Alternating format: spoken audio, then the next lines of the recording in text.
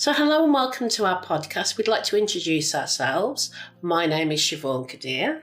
Hello from me, and I'm Konstantina Dee. So Konstantina, tell me how long you've been at Warwick and in your current role. In my current role, I've been since the autumn of 2018. So I joined WMG, which is one of the biggest academic departments in the university. And I work predominantly with international master students. What about you, Siobhan? How long have you been at Warwick? I've been here 12 years, believe it or believe it not. This is a long time. It's a long, long time. And I've worked with a number of departments. I started out with engineering, maths, stats, and WMG. And I've progressed and I've lost quite a few departments and gained psychology, but I've always kept WMG and I've always enjoyed working in that department. And I like the fact it's so heavily international student, postgraduate. There's a lot of exciting stuff going on. You must have met lots and lots of interesting students and stories with different backgrounds. Definitely lots of students over time from around the world. I remember working with a student from the Bahamas and her joking to me that I have to come to the Bahamas, and I went, you don't need to ask me twice. But I still haven't been there yet. So I really have enjoyed my time at Warwick and with my departments, and definitely with WMG, I've really enjoyed that. So you've worked in different departments, but is there a common thread in your work? The common thread is working with students, predominantly students who don't know what they want to do with their career. Oof. And even people on master's courses, because you kind of think, oh, they've picked this master's because they know exactly what they want to do. But they're like the rest of us, kind of going, let me try this out. Let me see what happens if I do this. And my role is there just to be a sounding board, not to say, this is your career. Here, have this. But to say, okay, what do you like about this? What have you thought? What do you know? And allowing them to kind of get to understand themselves, get some self-awareness, understand the skill sets that they've got, the knowledge that they've got, the expertise that they've got. It's amazing how many of them really don't have a lot of self-belief. And that's another part of the role I think we both do, is trying to encourage that self-belief and encourage them that they can do all these things. So it's always great when they get onto another course, a master's or a PhD, or they get that job and you go, yay! And so it's a really rewarding job, I think, in that respect. Yeah. And recently, actually, I had a conversation with students who went to an event outside Warwick and they met other students, and when they came back afterward they said, actually we're really good, and I went, yes, that's what we want to hear. We know you are good. Definitely. So it's out with self-confidence. What about the self-awareness? I think what anyone can do with self-awareness, I think self-awareness, it's not something you just do once. I think it's something you constantly have to build in time to reflect on how you're growing, how you're developing, what skills you have, what skills you'd like to have. I think that's important as well. I mean, even though I've been here for 12 years, I'm still learning new things all the time. Obviously, at WMG, some of the courses have changed, and we'll have new courses around AI. So I'm looking forward to learning more about that, because obviously I've got to have sector knowledge, I've got to have an understanding. Since I've been here at Warwick, I've become a female development trainer. So that's been a new turn in my career journey. And also talking to the students, hearing their stories, and then keeping in contact with the alumni. And you see them at a careers fair coming up to you and saying, hi, do you remember me? And you go, oh my God, you were the one that said you were never going to get a job. So that's rewarding. It is very rewarding, That's what gets us out of bed, really, just to get to there, see their confidence growing, and getting to where they want to be. About self-awareness again, do you find difference between international student self-awareness and students who had their whole education in this country? So they've been through school, undergraduate degree in this country. Do you find they're more self-aware, or you can't really say No, because I think everybody's on that journey. I don't think anybody picks a course, whether it's a master's or it's an undergraduate. They think, I'm picking this because I like this. This is interesting to me. So when you're talking to people, why have you picked supply chain?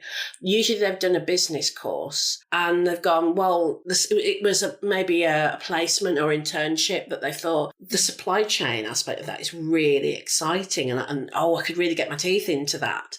And then they kind of think, They do a couple of the modules and they'll come back and say, what really can I do with this? How far can I take this? What sectors will I be able to work in?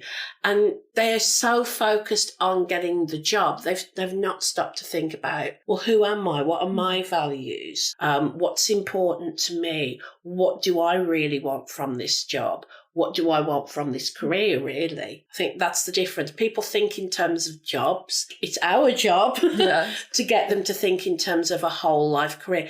It might not be in the same industry. It might not be doing exactly the same things. There are jobs that don't exist today that our graduates are going to go on to do.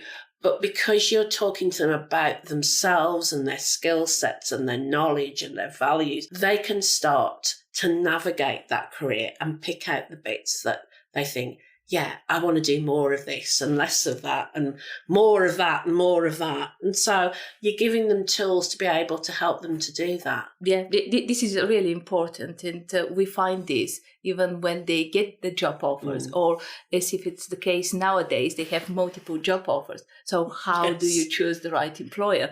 Obviously, famous employers are attractive and students want to have them on their CV. But when we prompt them to do the research and find their values, interests, what they care about, then they can narrow down their choices. But it is really happening all the way through. Yeah, I mean, I worked with a student recently that you sent my way. And it was quite easy for him just talking to someone that he knew wasn't going to say, oh, no, you should go for this one. This company's more well known. When I got him to sort of list what attracted him more, it was things like going for chartership, having the support for that. The one company had explicitly said, we will support you, we will give you a supervisor for that. It wasn't just, oh, this one pays more. It was, this one will offer me this. You know, the one was talking about, well, you can do the graduate visa first and then we'll explore what comes next. This company was explicitly saying, no, we're going to apply for the skilled migrant route for you. We'll do the visa for you. Don't worry about that.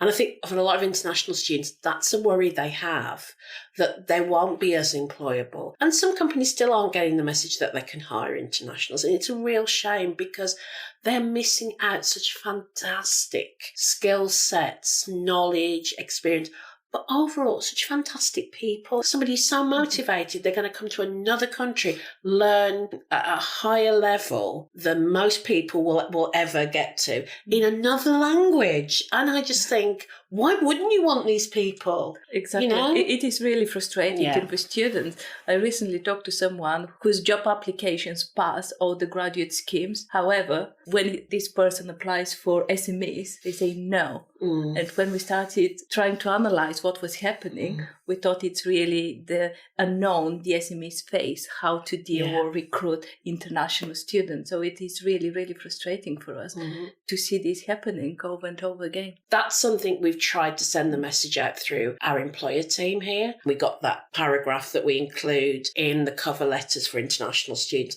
that was agreed by Immigration and Compliance, just so more people know you can hire someone who's on the graduate visa. It is legal. You're not going to get into trouble. And it's that constant messaging that we have to keep on doing. And that's part of a careers role that a lot of people don't see us doing.